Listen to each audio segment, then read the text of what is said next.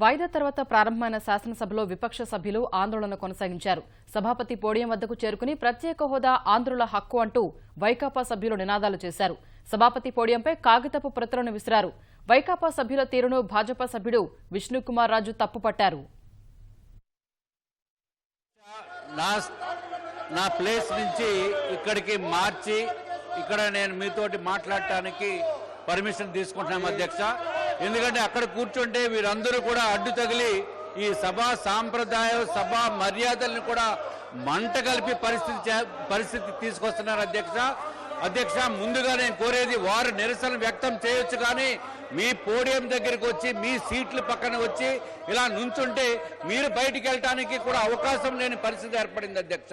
దయచేసి ముందు వారిని పక్కకి పంపించి ఏర్పాటు చేయండి అధ్యక్ష. ఇది ఏమాత్రం సమంజసం కాదు.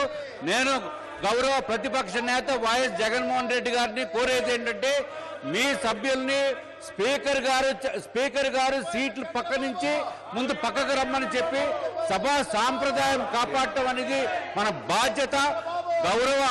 గౌరవ ప్రతిపక్ష నేత జగన్మోహన్ రెడ్డి గారు మరి ఒక్కసారి మీకు విన్నవించుకుంటున్నాం.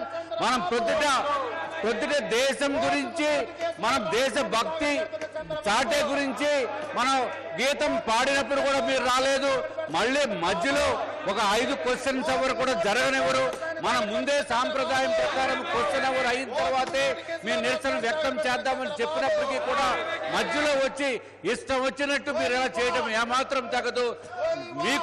మీ సభ్యులు మాత్రం ముందు దయచేసి స్పీకర్ గారి దగ్గర పక్క నుంచి వచ్చే విధంగా మీరు ఆజ్ఞాపించవలసిందిగా కోరుతున్నాము అధ్యక్ష.